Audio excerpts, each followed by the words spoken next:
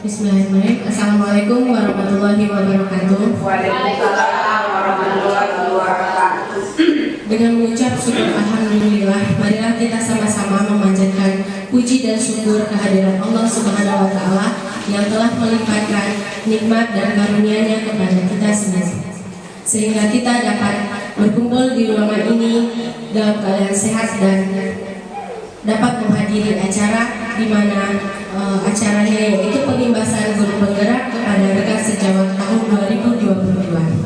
Salawat beriringan salam kita sanjungkan kepada Nabi besar Muhammad SAW karena telah membawa kita dari zaman jahiliyah kepada zaman yang berilmu pengetahuan seperti sekarang ini.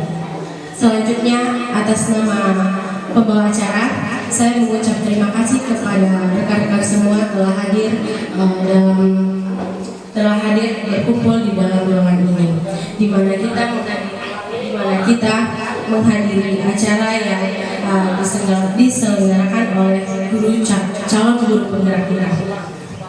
Yang terhormat kepada Bapak Kepala Sekolah, Bapak Irwansyah SPD, dan yang terhormat kepada rekan-rekan semua, Ibu Guru dan Bapak Guru, karena kita sudah menghadiri acara ini pada hari ini, yaitu acaranya di mana diseminasi pemahaman dan penerapan budaya positif di SLB Luaran Bungsu yang akan disampaikan oleh Ibu Guru Rumanti Regina Simbol MPD, Ibu calon guru penggerak. Dan untuk sebelum acara ini kita mulai, marilah kita meminta kata sambutan kepada Bapak Kepala Sekolah, yaitu Bapak Irwansyah. Kepada Bapak kita persilakan.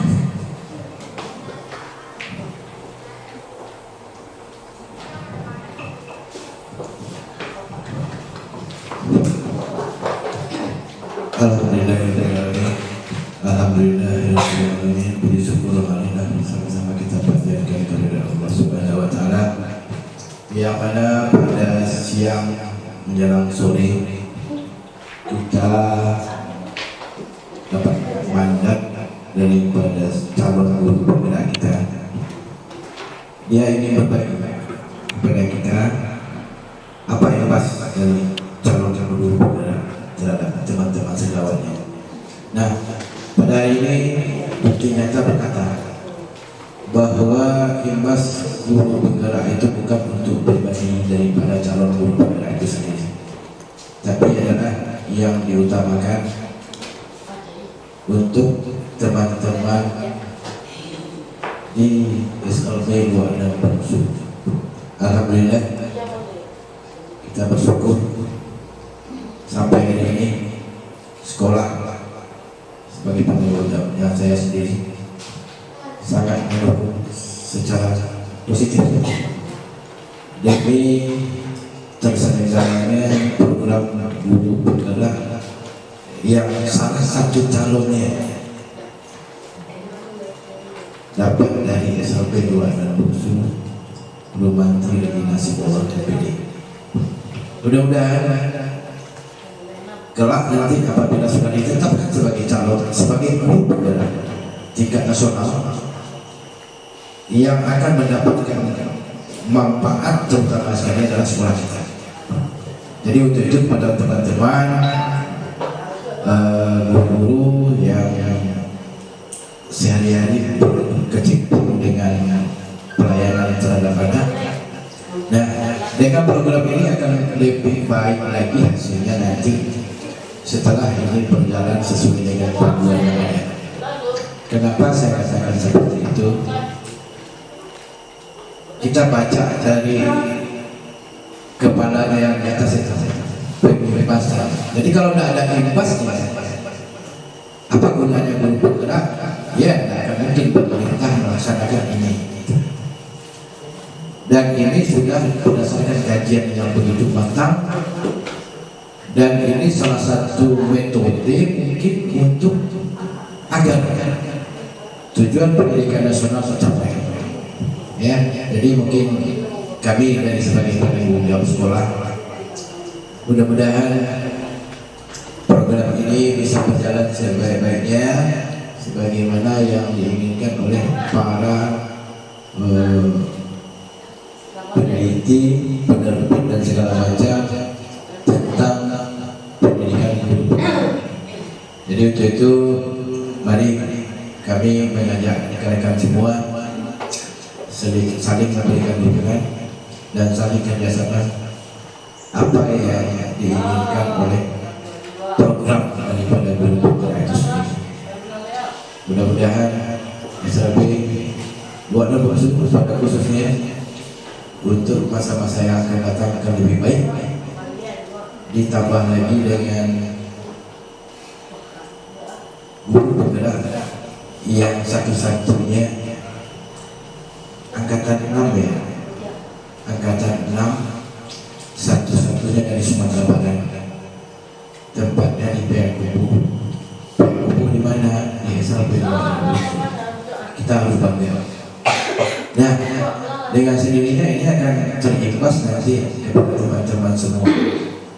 Jadi mudah-mudahan ini menjadikan motivasi untuk kita dan kita berdoa semua, berharap mudah-mudahan kata-kata calon itu besok itu karena ya hilang calonnya, jadi dia sudah jadi guru penggerak tingkat nasional. Nah, melalui program ini mudah-mudahan ini salah satu jalan untuk menuju menghilangkan untuk kata-kata calon itu ya. Jadi mungkin itu aja pada teman-teman, silakan ikuti apa yang diarahkan oleh Bu Majid, bagaimana yang sebagusnya tentang memberikan pelayanan kepada anak dalam segala segi ya. Mungkin itu aja, salah gagal sekali lagi mohon maaf kepada teman-teman. Nah, kita relate aja ya, nggak usah terlalu stres dan tidak usah terlalu tegang. Kenapa? Karena ini sudah bagian juga daripada program kita, guru penggerak. Jadi sebenarnya kita sudah merasakan. Cuman kita belum tahu apa yang kita lakukan sebenarnya. Contoh seperti kita bersenam pagi segala macam, dan semuanya itu sudah termasuk di dalam ruang lingkup guru penggerak. Untuk itu mari kita ikuti penjelasan lebih dalam tentang apa arti itu guru penggerak yang akan dirinci habis nanti oleh Bu Majid. Jadi salah gagal sekali lagi mohon maaf. Kami tutup dengan bacakan alhamdulillahirobbilalamin. Assalamualaikum warahmatullahi wabarakatuh. Waalaikumsalam warahmatullahi wabarakatuh.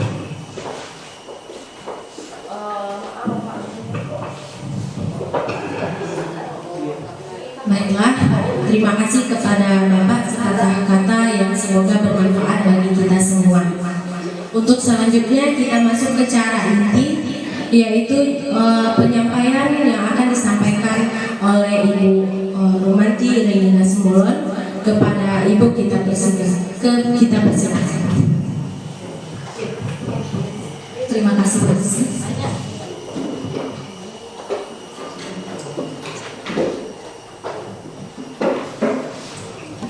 Yang saya hormati Bapak Kepala Sekolah SLB Ruangan Bungsu Kota Bandung, yang saya hormati Bapak dan Ibu Majelis Guru di SLB Ruangan Bungsu Bandung. Baiklah, kita memanjatkan puji dan rasa syukur kita kepada Tuhan Yang Maha Esa, karena berkat rahmat dan karunia-Nya jugalah kita masih diberikan kesehatan dan kesempatan hingga kita boleh berkumpul di tempat ini dalam keadaan sehat. Bapak dan Ibu yang saya hormati, ada baiknya sebelum kegiatan kita laksanakan, kita berdoa terlebih dahulu. Kita berdoa sesuai dengan agama dan kepercayaan masing-masing. Berdoa kemana?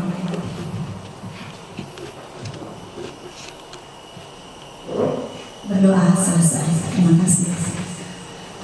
Bapak dan Ibu yang berbahagia, pada hari ini saya akan memaparkan tentang destinasi pemahaman dan pengalaman tentang penerapan budaya positif di SLB Ruangan Bungsu. Kegiatan ini merupakan aksi nyata yang harus dilaksanakan oleh calon guru penggerak.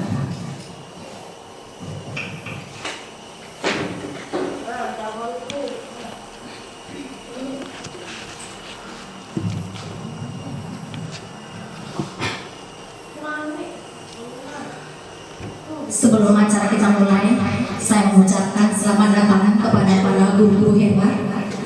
Semoga dengan kegiatan ini kita bisa belajar bersama, saling berkolaborasi, dan saling support untuk mewujudkan budaya positif di sekolah yang kita cintai ini.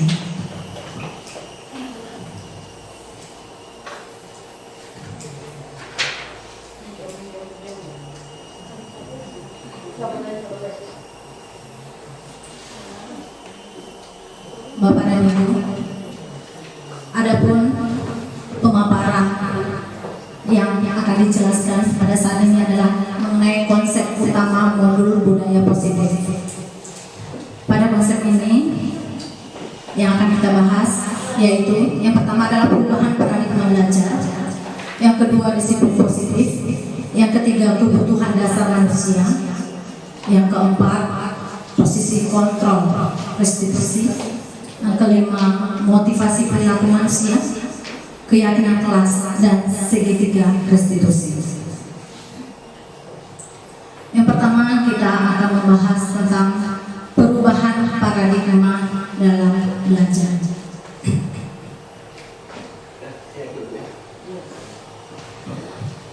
Pembelajaran dengan paradigma baru merupakan pembelajaran yang berorientasi pada penguatan kompetensi dan pengembangan karakter sesuai dengan profil pelajar Pancasila.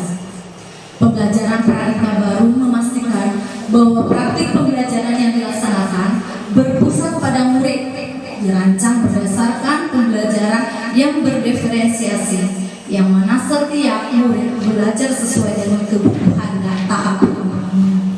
Bapak dan Ibu, seperti yang sekarang kita laksanakan, bahwa kita mewujudkan karakter murid kita atau peserta didik kita adalah berlandaskan profil pelajar Pancasila. Bapak dan Ibu pasti sudah tahu apa saja ciri utama dari profil pelajar Pancasila. Kira-kira apa Bapak dan Ibu? Ciri utama profil pelajar Pancasila, Ibu? Boleh disebutkan? Ya, beriman dan takwa kepada Yang Maha Esa, beragama mulia, bernalar kritis, gotong royong, mandiri, dan kreatif. Oke, Bapak dan Ibu, terima kasih. Dan di sini juga ada diferensiasi ini, Bapak Ibu, adalah pembelajaran yang mengakomodir semua kebutuhan siswa. Jadi kita sebagai pendidik di sini adalah fasilitator untuk memenuhi kebutuhan belajar siswa. Ada 3 aspek yang mesti harus kita perhatikan. Yang pertama adalah bagaimana kesiapan murid ketika belajar. Yang kedua, minat belajar siswa, dan yang ketiga adalah profil belajar siswa.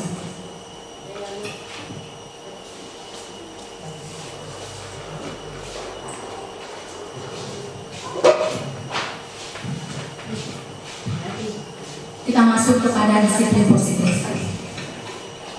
Bapak dan Ibu, kalau kita berbicara tentang disiplin, tentu akan mengaitkan dengan segala ketidaknyamanan.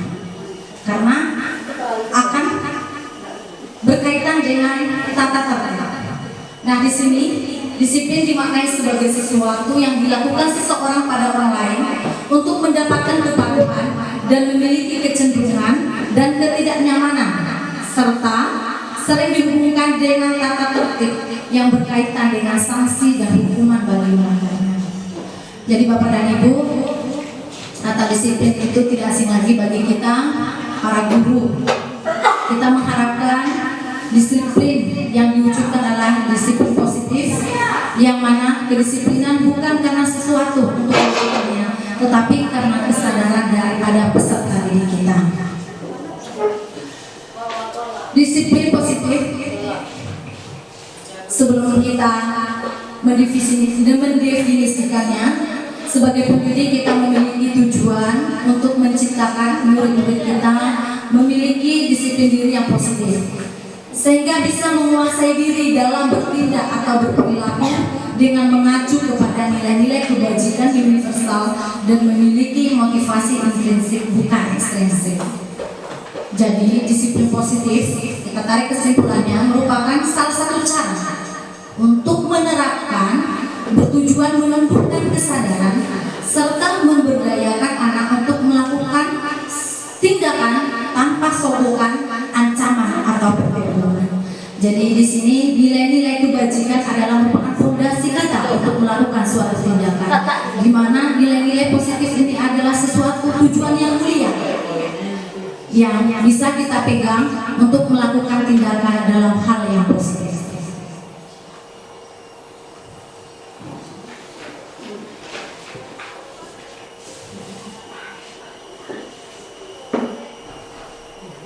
Selanjutnya kita berbicara tentang kebutuhan dasar manusia. Ada kebutuhan yang harus kita penuhi. Jadi setiap manusia punya kebutuhan dasar yang harus segera dipenuhi. Apa saja kebutuhan dasar manusia itu? Yang pertama adalah bertahan hidup. Kebutuhan bertahan hidup adalah kebutuhan fisiologis yang tidak bisa ditunda-tunda, seperti kesehatan, pakaian, makanan, dan juga tempat tinggal. Yang kedua adalah kasih sayang dan rasa diterima. Kita sebagai manusia tentu membutuhkan kasih sayang dan rasa diterima di kalangan masyarakat atau di lingkungan kita. Nah, ada kadang peserta didik kita yang melakukan tindakan yang di luar daripada nilai-nilai kebajikan. Misalnya saja mereka melakukan tindakan seperti memukul teman atau mencandai teman, tetapi sifatnya sudah menyakiti orang lain. Padahal di sana anak kita hanya ingin diperhatikan. Nah, artinya berarti anak kita sebenarnya membutuhkan kebutuhan kasih sayang dan harus segera dipenuhi. Cuma kita sebagai guru harus memberikan pengarahan bahwa tindakan-tindakan yang negatif itu tidak baik untuk pemenuhan kebutuhan. Yang ketiga adalah penguasaan, di mana di sini adalah kebutuhan di mana anak-anak mempunyai kemampuan. Jadi mereka juga ingin anak-anak kita menunjukkan mereka punya prestasi, mereka punya kompetensi yang mereka tunjukkan sebagai kekuatan, dan kita harus melakukan penguatan untuk itu. Yang keempat adalah kebebasan. Kebebasan di sini adalah anak-anak kita berhak menentukan pilihan. Anak mau kebebasan seperti apa. Dan yang kelima adalah masalah kesenangan. Anak kita juga mempunyai hak untuk mendapatkan kesenangan di dalam kehidupan sehari-hari.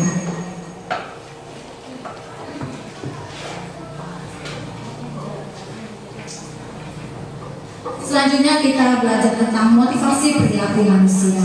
Motivasi adalah dorongan yang timbul pada diri seseorang baik secara sadar ataupun tidak sadar untuk melakukan suatu tujuan atau tindakan.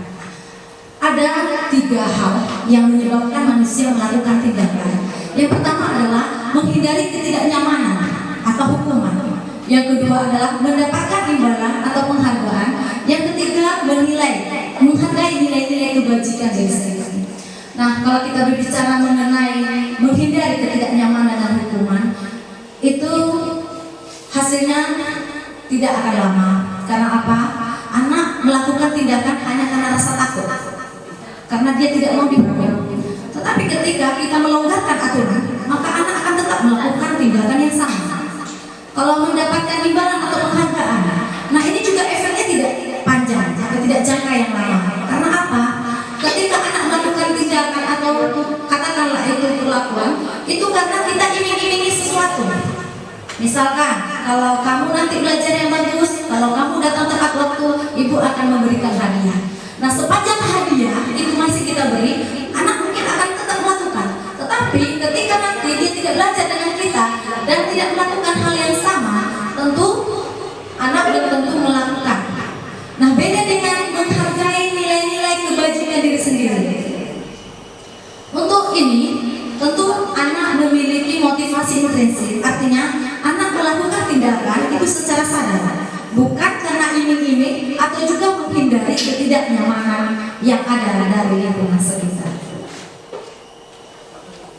Jadi dari ketiga motivasi perilaku manusia ini, yang paling baik yang mana Bapak dan Ibu? Kira-kira yang mana yang paling baik? Menghindari. Apakah menghindari ketidaknyamanan? Atau karena mendapat imbalan? Atau karena kesadaran untuk mendapatkan imbalan? Terima kasih. Selanjutnya adalah tentang konsep disiplin dengan identitas gagal. Bapak dan Ibu, kita bisa lihat jika hukuman yang kita berikan jika penghargaan yang kita berikan juga seperti apa dampaknya. Kita lihat dulu tentang hukuman. Hukuman itu akan menyebabkan rasa sakit. Contohnya saja, anak akan diberdirikan di lapangan ketika terlambat, atau anak akan diberi hukuman untuk membersihkan toilet. Anak akan menjadi rendah diri. Seperti pengalaman kita ketika kita dulu masih sekolah. Saya pribadi punya pengalaman ketika saya lupa membuat PR dan saya mendapat hukuman berdiri di depan kelas. Yang saya rasakan pada saat ini adalah saya merasa malu, minder, sehingga ada rasa takut ketika berbuat kesalahan. Nah, kita mengharapkan anak didik kita tidak lagi mengikuti seperti apa yang kita rasakan. Lain halnya dengan penghargaan. Penghargaan yang kita berikan, jika itu dilanjutkan dengan iming-iming atau semacam hadiah, tentu akan mematikan kreativitas anak. Anak akan melakukan ketika mendapat hadiah. Yang kedua, tidak efektif. Yang ketiga, dapat merampas hak membayar dirinya. Artinya, ketika dia melakukan sesuatu karena ada sesuatu hal yang mendorong keinginan tersebut, bukan melalui kesadaran. Terus merusak hubungan atau sifat iri. Misalkan si A, dia selalu diberi hadiah, tentu akan menyebabkan rasa iri dari rekannya. Ada merasa tidak enak dari rekannya. Nah, hal ini tentu tidak menimbulkan rasa yang tidak baik antara anak satu dengan anak yang lainnya. Yang selanjutnya adalah mendukung dengan sistem ranking. Jadi Bapak dan Ibu, saat ini kita tidak ada lagi perankingan di dalam kelas. Jadi kita memberikan semuanya sama, ya.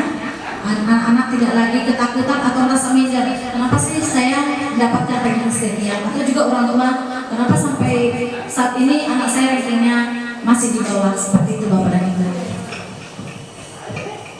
Lanjut tentang konsep disiplin dengan identitas sukses. Di sini ada konsekuensi dan ada restitusi. Tentu apa yang dilakukan oleh anak-anak memiliki konsekuensi tersendiri. Tetapi yang mau kita lihat di sini adalah apa itu sebenarnya konsekuensi dan apa dampaknya bagi anak. Kita lihat yang pertama, konsekuensi. Penguatan jangka panjang, artinya penguatan jangka pendek. Jika kita memberinya penguatan jangka pendek. Jika kita memberikan konsekuensi kepada anak, tentunya anak juga akan merasa tidak senang dengan hukuman, tetapi konsekuensi lebih bagus gitu ya daripada kita memberikan hukuman. Yang kedua adalah perlu monitoring berkelanjutan. Yang ketiga, stimulus respon. Yang keempat, murid menghormati peraturan. Jadi ketika kita menjelaskan kepada anak, jika kamu tidak membuat PR, konsekuensinya adalah kamu tidak boleh istirahat. Dan kamu mengerjakannya ketika jam istirahat, itu adalah konsekuensi yang sudah disepakati. Yang kelima adalah kehilangan waktu untuk merenungi kesalahan. Jadi kita tidak memberikan kesempatan kepada anak ketika dia berbuat salah, kita hanya langsung memberikan semacam konsekuensi. Jika kamu tidak membuat PR, maka kamu nanti jam istirahat harus tinggal di dalam kelas dan menyelesaikan PR yang ada. Beda halnya dengan restitusi. Restitusi di sini adalah suatu kegiatan di mana anak diberikan kesadaran, dikaitkan dengan nilai-nilai kebajikan secara mensalsam. Dampak yang didapatkan oleh anak yang pertama adalah murid bertanggung jawab dengan permasalahannya. Jadi anak mampu menyelesaikan permasalahan apa yang sedang dihadapi. Yang kedua, murid menghormati dirinya dan orang lain. Dia bisa menyadari, oh ternyata saya sudah melakukan kesalahan. Dan apa yang harus saya lakukan untuk menyelesaikan permasalahan yang saya hadapi. Yang ketiga, murid fokus pada pemecahan masalah yang sedang dihadapi. Artinya, murid-murid kita bisa mengkaitkan dengan nilai kebajikan yang sudah diyakini. Sehingga kita sebagai guru hanya membimbing anak untuk menyelesaikan masalah yang dihadapi anak. Selanjutnya, murid berusaha dan termotivasi untuk memperbaiki diri dari kesalahan yang dilakukan. Jadi dengan melakukan restitusi, kita akan bertanya kepada anak apa yang sudah dilakukan, kenapa anak melakukan. Jadi kita tanya penyebabnya, apa yang menyebabkan anak sampai melakukan demikian. Lalu kita pertanyakan lagi kepada anak, apakah kamu sudah melanggar tentang nilai-nilai digajikan. Oh iya Bu, oh iya Pak.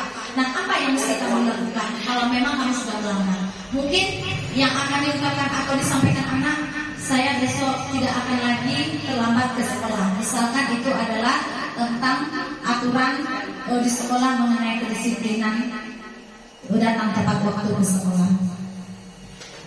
Selanjutnya adalah konsep disiplin dengan pendekatan restitusi merupakan suatu cara untuk menanamkan disiplin positif pada murid. Jadi di sini bisa Bapak Ibu lihat apa itu pengertian restitusi. Restitusi merupakan proses menciptakan kondisi bagi murid untuk memperbaiki kesalahan. Jadi diberikan kesempatan kepada anak untuk memperbaiki kesalahan dan mengaitkannya dengan nilai-nilai kewajiban.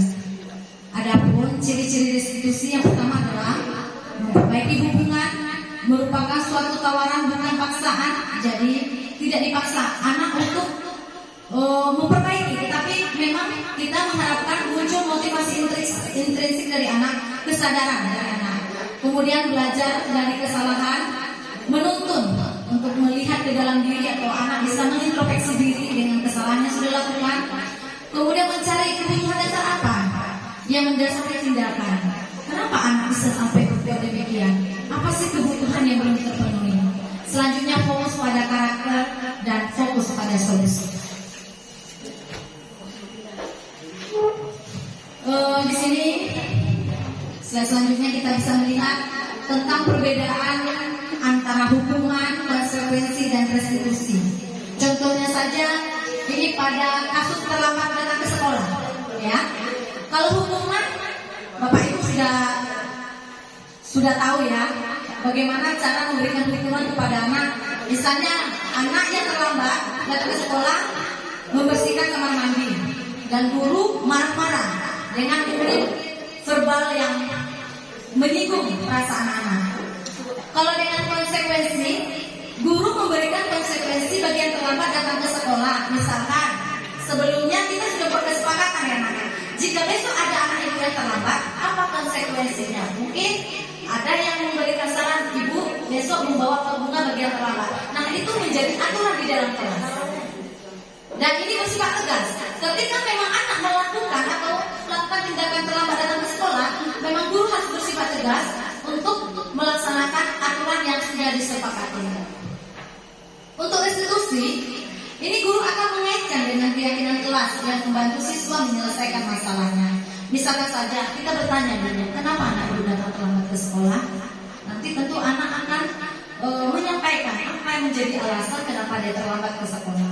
Kemudian nanti guru yang bertanya, apa yang semestinya kamu lakukan supaya tidak terlambat ke sekolah? Nah, anak yang memikirkan sendiri, ya Bu, tadi saya terlambat ke sekolah karena saya terlambat bangun, akhirnya terlambat ke sekolah. Nah, besok bagaimana caranya supaya kamu tidak terlambat ke sekolah?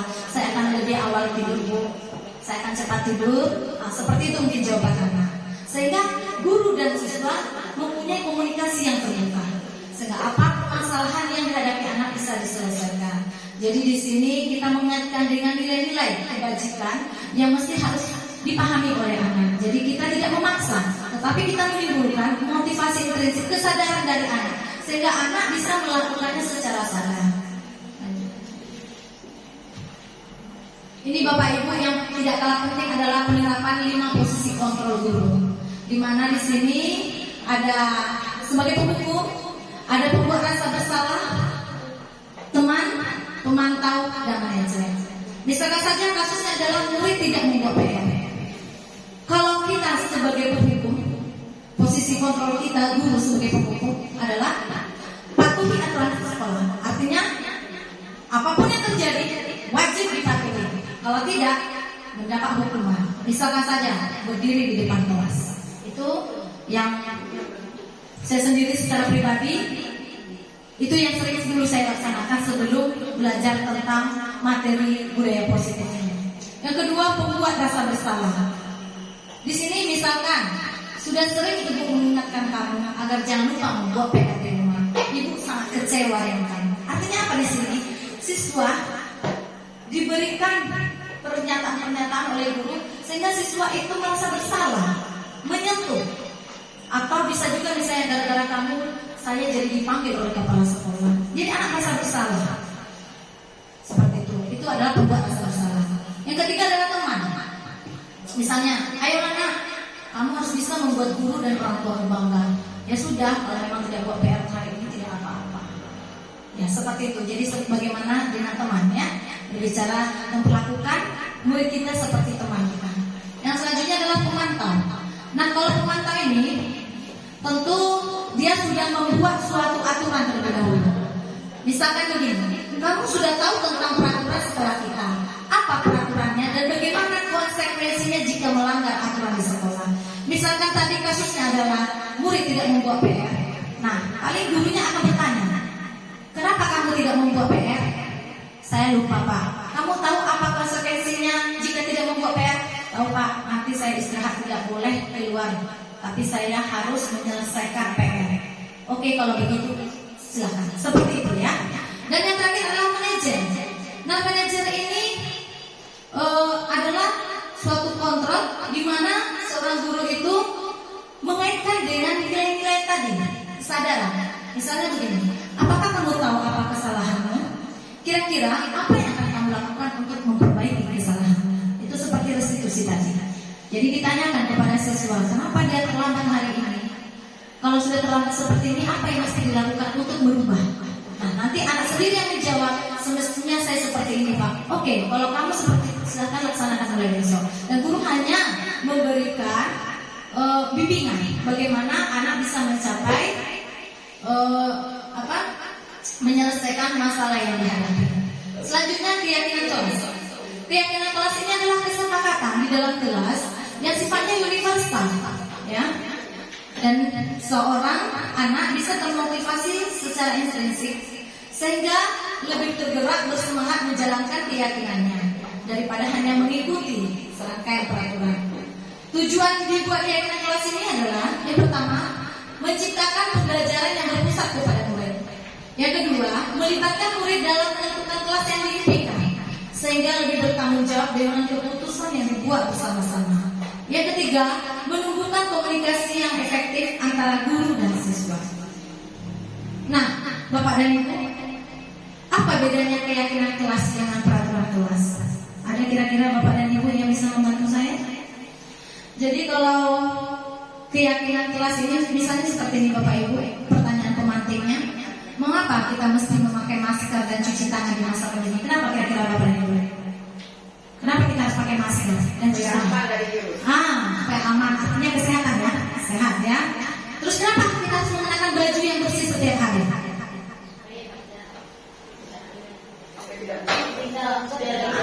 Bersih dari penyakit. Itu berarti keyakinan Bapak dan Ibu. Yakin Bapak dan Ibu kalau kita memakai baju yang bersih, kita akan sehat. Kalau kita memakai masker dan mencuci tangan pada masa pandemi, kita terhindar dari COVID-19. Seperti itulah keyakinan kelas Bapak dan Ibu.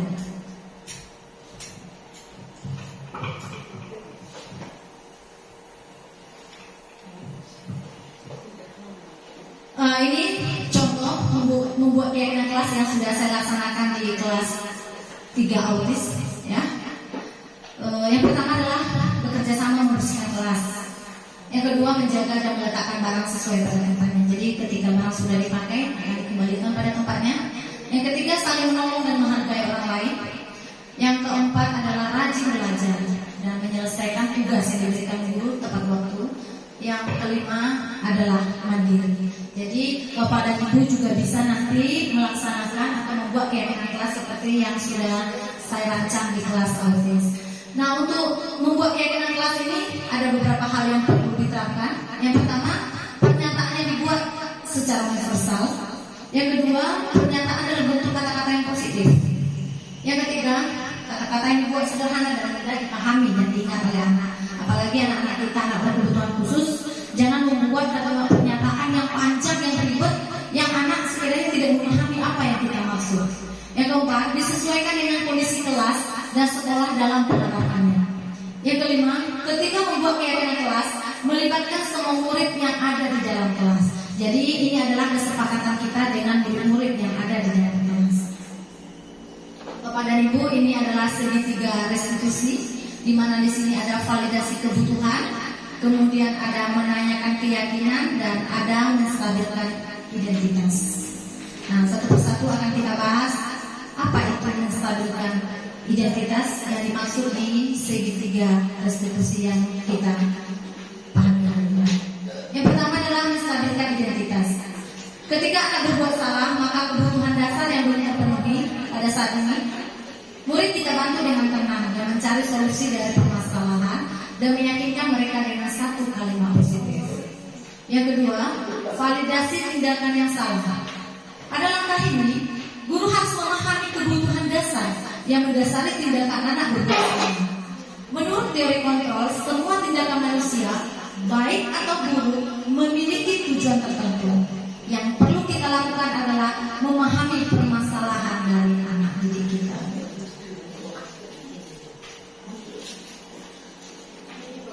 Selanjutnya, langkah ketiga, menanyakan tentang keyakinan kelas.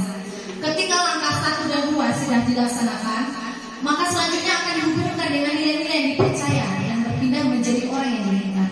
Ya, mulai yang tidak baik ini menjadi baik, seperti itu maksudnya, berpindah menjadi orang yang diinginkan. Artinya, murid ingin melakukan perubahan seperti apa yang dia yakini dan membimbing murid untuk mencapai perubahan itu.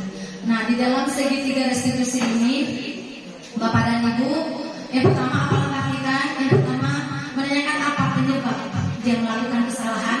Yang kedua, kita memberikan pernyataan positif bahwa setiap manusia tidak ada yang luput dari kesalahan.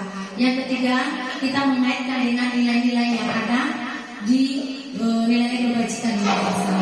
Bapak dan Ibu, pada time berikut ini adalah kegiatan segitiga restitusi yang sudah saya laksanakan di SLB Lona Buksu. Bapak dan Ibu silakan diamati.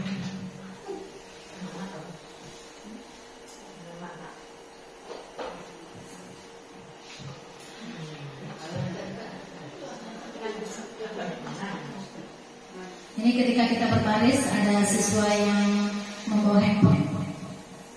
Ketika itu siswa tersebut tidak diminta untuk membawa handphone oleh guru kelasnya. Nah, kita meminta kepada siswa siapa yang sudah membawa handphone, sementara bukan digunakan untuk kegiatan belajar.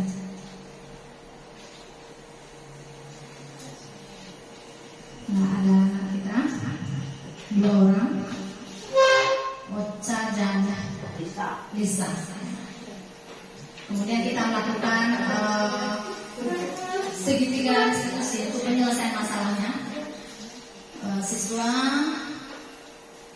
diajak untuk berdiskusi apa yang menyebabkan anak sampai membawa HP ke sekolah. Ya. Anak kita Lisa dan Ocha menemui saya di kelas. Kemudian saya bertanya, apa yang menyebabkan mereka sampai membawa HP ke sekolah sementara HP tidak diminta oleh guru kelasnya. Nah, siswa kita menyampaikan bahwa dia lupa karena main HP. Dari pagi mereka main HP, main game, sehingga terlupa dimasukkan ke dalam tasnya. Nah, ketika kita pengecekan dan menemukan anak ada yang membawa HP ke sekolah. Sementara di sekolah kita ada aturan bahwa kalau bukan untuk kepentingan pembelajaran, anak dilarang untuk membawa HP. Ya. Katanya lupa.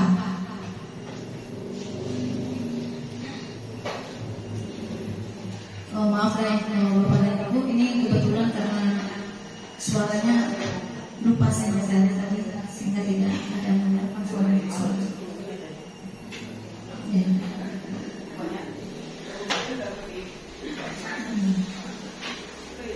Ini adalah kegiatan memvalidasi tindakan masalah. Kita menanyakan kepada anak kenapa melakukan atau membawa HP di jam belajar. Pada waktu itu kita sudah menyampaikan bahwa sekolah tidak boleh membawa HP ke sekolah kecuali diminta oleh wali kelas dalam kepentingan pembelajaran.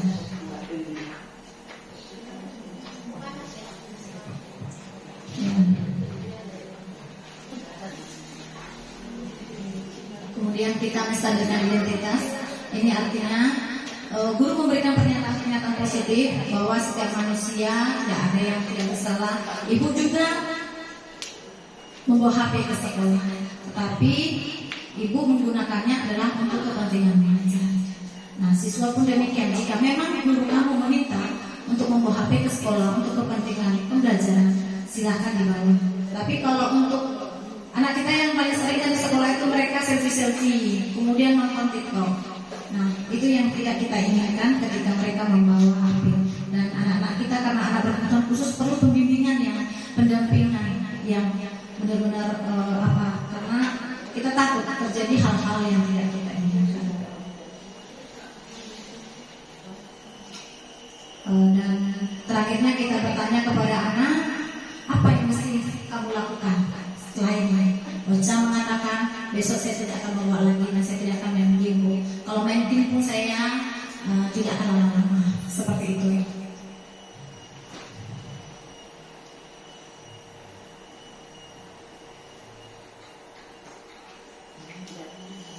Ya, dan mereka menyepakati akan merubah untuk hari-hari berikutnya tidak membawa HP kalau bukan untuk kepentingan pembelajaran. Ini kasus 2. Kasus 2 ini seorang anak kehilangan kotak pensil disembunyikan oleh teman sekelasnya. Dan ini terjadi di kelas Bu Hena.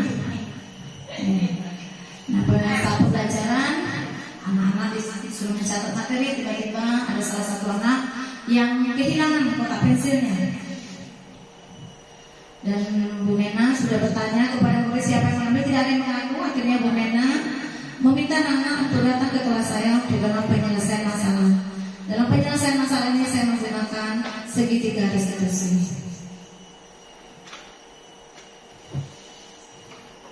Sebelumnya Bu Nena sudah mencoba memeriksa, minta izin terlebih dahulu memeriksa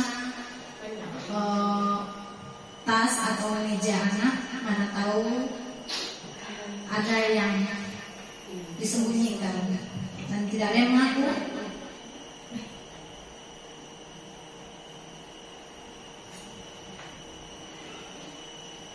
Dan akhirnya Bu Nena menemukan kotak pensil itu di salah satu temannya bernama Tian. Tetapi Tian tidak juga mengaku kenapa dia sampai mengambil pensil. Akhirnya karena pada waktu itu masalah tidak bisa diselesaikan dalam kelas, kemudian Bu Nena meminta pada saya untuk menyelesaikannya di kelas saya.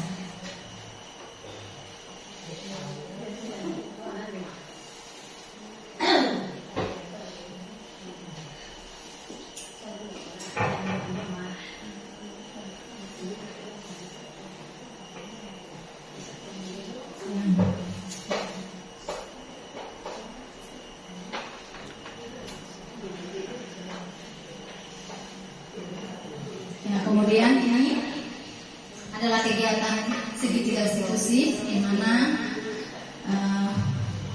kita menanyakan kepada siswa apa yang menyebabkan sehingga Tian mengambil kotak pensil. Ternyata ada permasalahan yang selama ini belum terselesaikan, di mana anak kita Tian selalu dihina oleh temannya karena fisiknya, sehingga anak kita ini merasa dendam, sakit hati, sehingga yang dilakukannya adalah menyembunyikan pensil temannya, kotak pensil temannya.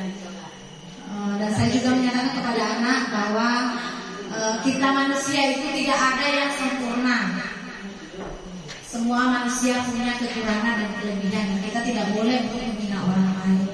Dan anak kita Rani bisa memahami apa yang sudah kita sampaikan, dan kita bertanya kepada anak-anak apa yang mesti harus dilakukan kalau dikaitkan dengan nilai-nilai kebajikan.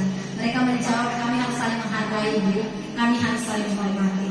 Nah, saya bertanya apakah anak-anak ibu bisa melaksanakan itu? Mudah-mudahan kami bisa melakukannya ke depannya. Seperti itu jawabannya.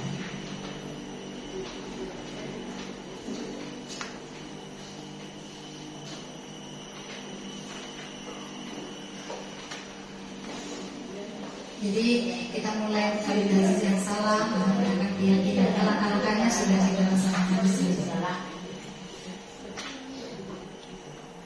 Oke. Dan mereka berjanji akan menyelesaikan permasalahan dengan cara tidak lagi melakukan perbuatan yang sudah mereka lakukan sebelumnya. Demikianlah Bapak dan Ibu pemaparan tentang diseminasi pemahaman dan penerapan budaya positif yang dilaksanakan di sekolah. Saya kembalikan kepada Anda.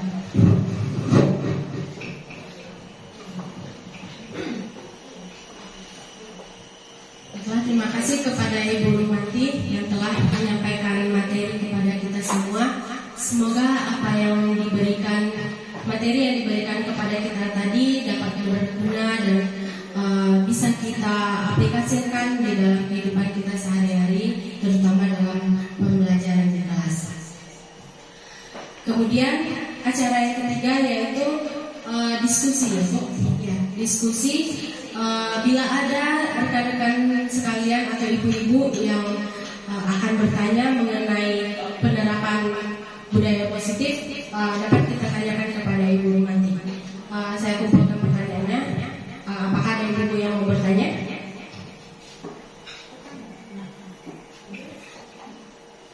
Ya, baik.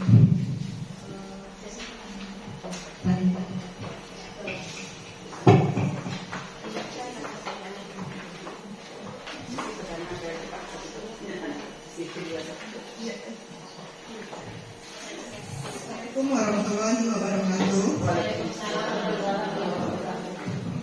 Di sini saya hanya ingin menanggapi dari paparan Ibu Rumati tadi. Sebelumnya saya mengucapkan terima kasih atas paparan Ibu Rumati tentang diseminasi budaya positif. Nah, di sini kami mendapatkan wawasan baru tentang penerapan disiplin positif di sekolah, di mana selama ini yang kita laksanakan hanya hukuman dan penguatan saja. Tetapi hasil yang kita dapatkan tidaklah maksimal. Tetapi sekarang kami mendapatkan tindakan efektif melalui segitiga restitusi. Mudah-mudahan ke depannya kita semua bisa menerapkan apa yang Ibu paparkan tadi, sehingga bisa melaksanakan pembelajaran sesuai dengan Ki Hajar Dewantara. Nah, hanya itu tanggapan dari saya ucapkan terima kasih. Assalamualaikum warahmatullahi wabarakatuh.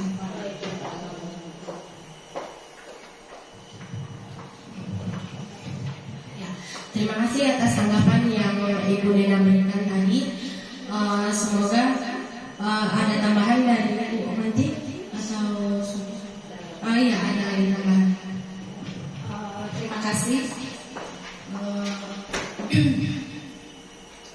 atas penjabaran yang sudah diberikan oleh Nena tentang segitiga restitusi. Yang mudah-mudahan kedepannya kita berharap di sekolah Bunda Musuh ini budaya positif lebih kita tingkatkan melalui disiplin positif yang akan kita terapkan kepada anak. Mungkin selama ini memang saya secara pribadi juga punya pengalaman untuk menerapkan disiplin kepada anak itu kebanyakan ya kita menggunakan hukuman. Tapi ternyata hukuman tidak menyebabkan anak menjadi lebih baik. Efeknya malah tidak bagus gitu. Apa yang terjadi, anak-anak jadi membangkang, jadi emosi, bahkan kadang-kadang mereka tidak datang lagi ke sekolah. Karena apa? Mereka menghindari hukuman atau tidak suka dengan ketidaknyamanan tadi. Jadi yang kita harapkan sekarang di sini adalah bagaimana menerapkan disiplin positif itu adalah melalui restitusi, di mana kita memberikan pemahaman kepada anak agar anak bisa menyadari apa yang sudah dilakukan dan dia bisa juga bertanggung jawab untuk menyelesaikan masalah yang dihadapi. Seperti itu Bu Nena. Terima kasih. Terima kasih Ibu Nanti atas penjelasannya kembali. Apakah Ibu Nena sudah merasa tanggapan dari Ibu Nanti sesuai dengan yang didengar? Ya, terima kasih Bu Nena. Kemudian apakah ada lagi pertanyaan dari rekan-rekan semuanya? Pertanyaan kedua kita buka kembali. Baik, kepada Ibu dipersilakan.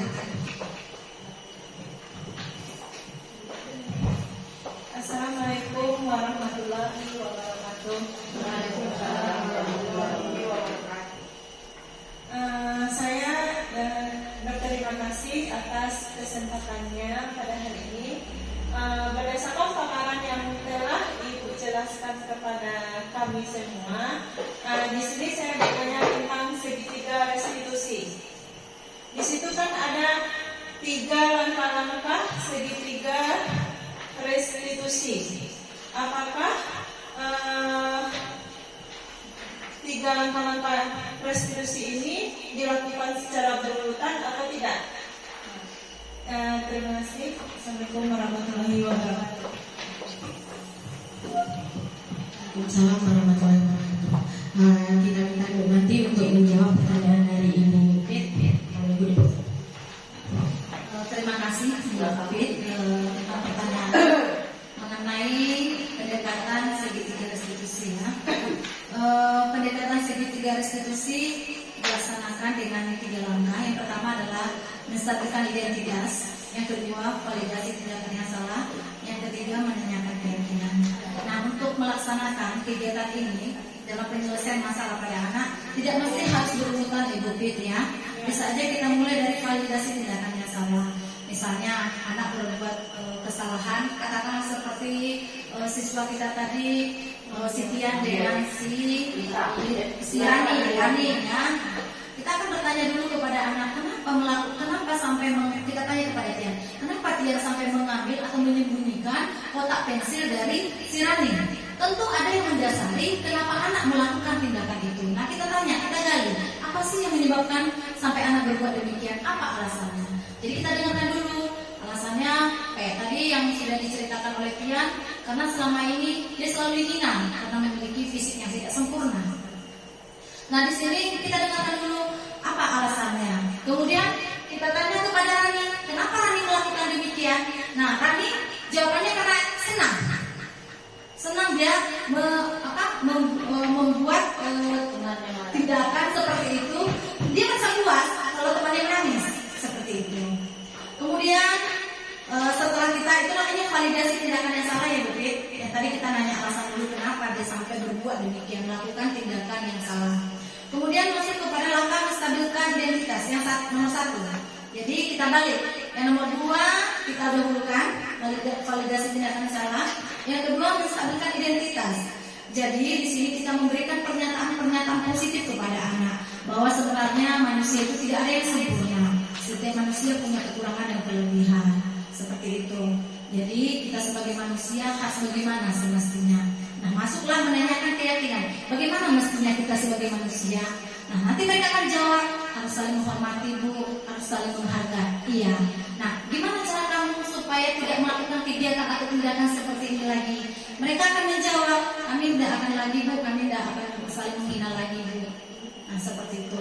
Bagaimana rasanya kalau dihina? Sakit hati Bu. Nah, seperti itu. Jadi kita mengaitkan lagi dengan keyakinan yang nilai-nilai kebajikan yang universal. Seperti itu Bu Pit. Sehingga ketika kita sudah memberikan 3 langkah terhadap pendekatan segitiga restitusi, anak menyadari ternyata ya saya salah. Seperti itu. Jadi bukan guru langsung mendikte ya, kamu seharusnya begini, kamu harusnya begini. Justru anak akan marah dan dia tidak mau menerima karena dia tidak kesadaran dari dia belum muncul.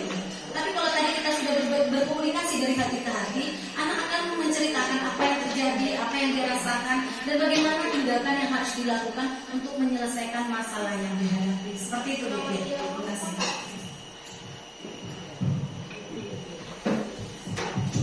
Terima kasih Bu Mati atas jawaban dari pertanyaan Bu Pit tadi. Kepada Bu Pit, sudah jelas jawabannya sudah Ibu, dimana tidak harus runtut ya Bu, tapi boleh yang mana saja kita lakukan sesuai kita sesuai dengan kebutuhan. Baik, untuk pertanyaan ketiga, apakah ada rekan-rekan atau Ibu yang akan bertanya lagi kepada Ibu? Dipersilakan.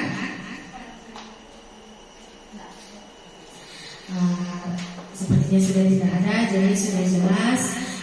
Mudah-mudahan apa yang disampaikan oleh Ibu Romanti tadi dan beberapa pertanyaan tadi juga dapat menambah ilmu pengetahuan kita, wawasan kita, dan dapat kita terapkan pada pembelajaran di kelas atau pada sekolah pada khusus ini.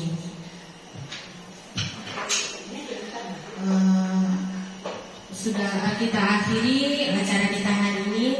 Alhamdulillah acara hari ini berjalan dengan lancar, dengan baik.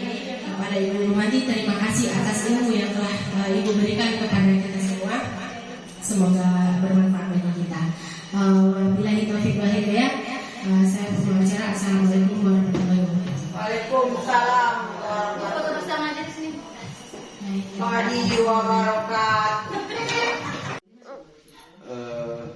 Saya adalah kepala sekolah SLB Luaknan Bunsu, Kota Payakumbuh. Merasa bangga dan bersyukur dengan adanya salah seorang guru yang masuk dalam kategori calon guru penggerak, Ibu Mati Regina Simbolon. Dan setelah saya amati apakah itu melalui kegiatan-kegiatan yang sifatnya sesuai dengan program guru penggerak, semuanya sangat besar sekali manfaatnya untuk sekolah. Apakah itu melalui diseminasinya dan budaya positif yang disampaikan seperti kemarin, itu sangat memancing sekali rekan-rekan guru yang ada di sekolah untuk ikut terlibat kepada program guru penggerak tingkat nasional. Kalau nggak salah mungkin angkatan ke-6 ya, angkatan ke-6. Dan kami hanya bisa mendoakan semoga status calon guru penggerak itu bisa hilang dan jadilah guru dia, jadilah Regina Simbolon menjadi guru penggerak tingkat nasional. Jadi kami dari sekolah sangat mendukung sekali gerakan-gerakan yang dilakukan oleh Ibu Rumanti dalam rangka mensosialisasikan kepada teman-teman. Walaupun ini baru, tapi sepertinya guru-guru semuanya sangat antusias dan ingin terlibat semuanya dengan program guru penggerak. Mudah-mudahan dengan melalui program guru penggerak ini SLB Luaknan Bunsu akan lebih maju di masa-masa yang akan datang. Jadi harapan dari sekolah mungkin itu, saya sebagai kepala sekolah mengucapkan ribuan terima kasih terutama sekali kepada Direktorat Pendidikan PSLB kalau tidak salah tingkat nasional. Mudah-mudahan Rumanti Regina Simbolon ini bisa dijadikan sebagai guru tetap, guru penggerak tingkat nasional. Mungkin itu aja. Sekali lagi mohon maaf kalau dalam penyampaian yang kurang sesuai dengan apa yang dibutuhkan, dan kami berbicara apa adanya. Alhamdulillahirrahmanirrahim. Assalamualaikum warahmatullahi wabarakatuh. Perkenalkan, nama saya Ulfa, siswa SLB Luaknan Bunsu. Saya sangat senang dengan Bu Rumanti. Setiap hari kami diingatkan tentang tanggung jawab piket, menolong teman yang sulit, berbagi, misalnya berbagi makanan dengan teman. Kalau kami ada masalah, kami dibimbing untuk menyelesaikan masalah dengan sabar dan penuh kasih sayang, sehingga kami bergembira dan senang belajar di sekolah ini.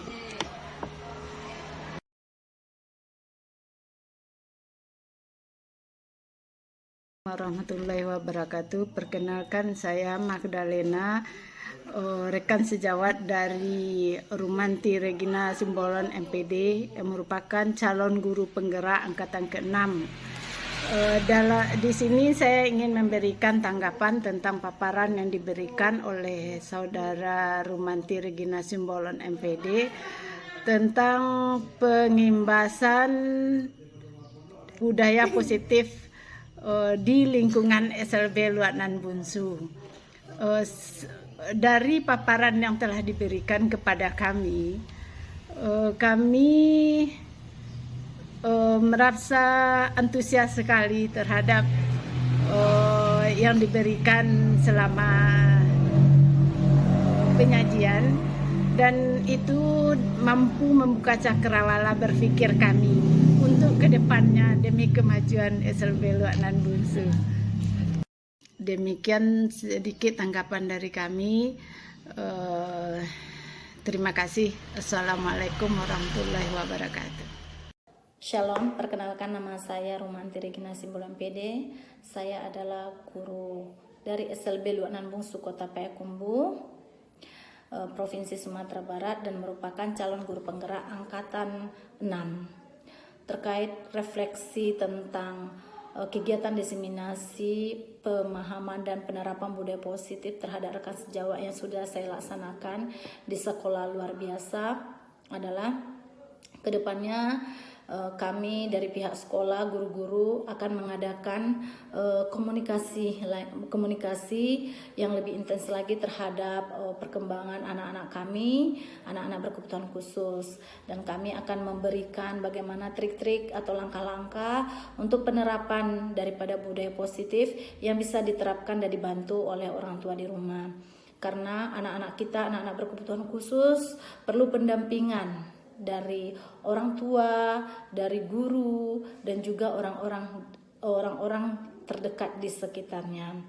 Dengan bantuan orang tua, mudah-mudahan apa yang kita harapkan di dalam pelaksanaan budaya positif bisa berjalan lebih baik, dan guru-guru juga bisa memberikan contoh kepada anak-anak agar anak-anak bisa meneladani seperti apa budaya positif yang bisa mereka terapkan.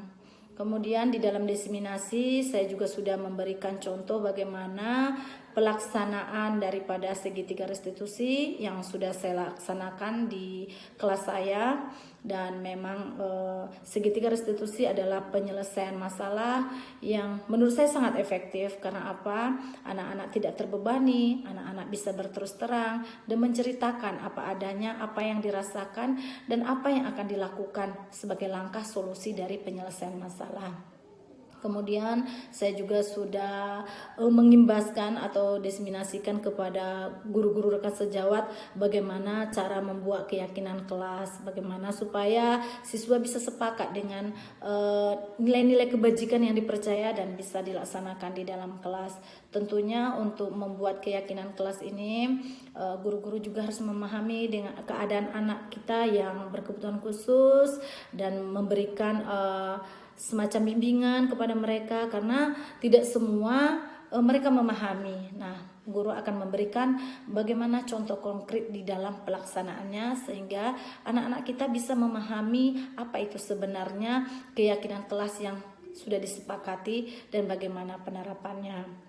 Terkait dengan posisi kontrol guru, ini yang akan kami tingkatkan lagi, karena dari 5 posisi kontrol guru itu menurut saya yang terbaik adalah posisi kontrol manajemen, di mana siswa kita berikan kesempatan untuk bisa mengubah dirinya menjadi lebih baik dengan dikaitkan dengan nilai-nilai nilai-nilai keyakinan yang universal, nilai kebajikan yang universal, sehingga anak tidak lagi kita paksa atau semacam, anak bisa berpikir dan mereka menyadari bahwa mereka telah melakukan kesalahan dan mereka bisa mencari atau juga bisa mencarikan solusi apa yang terbaik yang harus mereka lakukan sehingga mereka bisa keluar dari permasalahan yang dihadapi.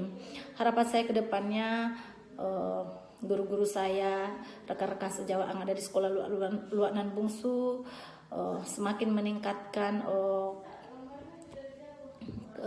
kolaborasi, kemudian kerjasama agar apa yang menjadi visi misi kami di sekolah, menerapkan profil pelajar Pancasila bisa diterapkan dengan baik, dan juga bisa memberikan pelayanan yang prima, yang mana pembelajaran berpusat kepada siswa sehingga siswa atau murid kami di sekolah bisa belajar dengan tenang, bergembira, menyenangkan, merdeka, dan mereka bisa mengembangkan potensi yang ada pada diri mereka sesuai dengan bakat dan minatnya. Dan kami juga guru bisa membantu atau sebagai fasilitator untuk mencapai cita-cita dan kebahagiaan yang mereka impikan. Demikianlah refleksi saya terkait dengan diseminasi penerapan dan pemahaman budaya positif yang sudah saya laksanakan di sekolah Luak Nan Bungsu. Terima kasih.